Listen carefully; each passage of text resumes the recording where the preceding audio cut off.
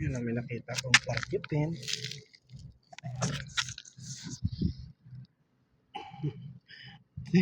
Katakot tingin. Wag mo siyang ano yan, hindi naman yan kalaban. Oh, nagalit siya. Uy, matulis siya madudo. Maano yung UFO mo? Kala mo magpapagalaw yan. Ano ko na. Dati nakakita ko mas malaki dito eh. Ayan, medyo maliit siya. Porcupine.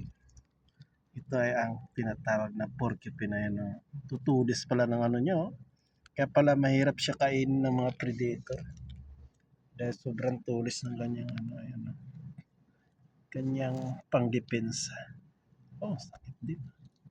Ayan na. Dali na. Ano?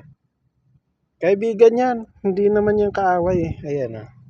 Tatago nga lang siya sa loob ng niya. Katawan eh.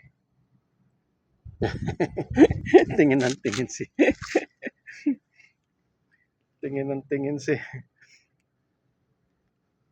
Kulaso. Ano? Lapitan mo. Ano? Lapit na. Ayan o. Porcupine.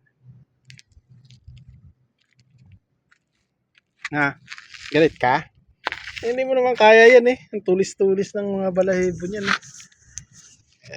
Kukunin nga natin. Dali na. Uy! Gusto ring lapitan.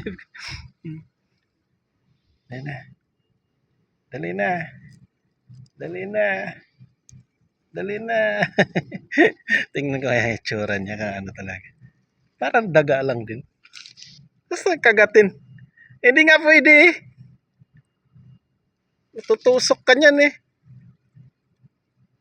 Sige, para matusok kayo mga nguso nyo. Sige, oh. Sige, black. Ano? Gusto mo? Oh.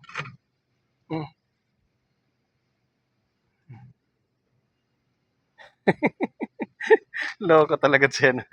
Akala niya kaya. Ano? Kaya mo? Kaya mo yan? Lala, sige. At nang tusok-tusok yung nguso mo.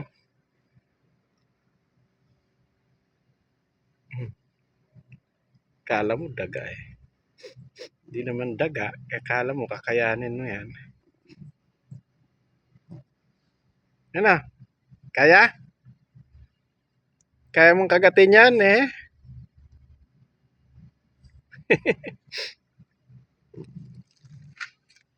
Ano?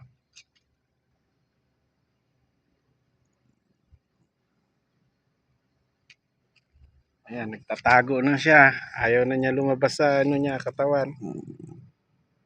Tatakot siya. Yan ang depensa nila. May tulis yung mga katawan. Porcupine. Ano? Wag, hayaan mo na sila ha. Hayaan mo lang siya. Kasi mabait naman yan eh. Ayun na. Mabait naman yan eh. Ayan na. Sakit sa kamay, para may siya. Kala may karayom eh.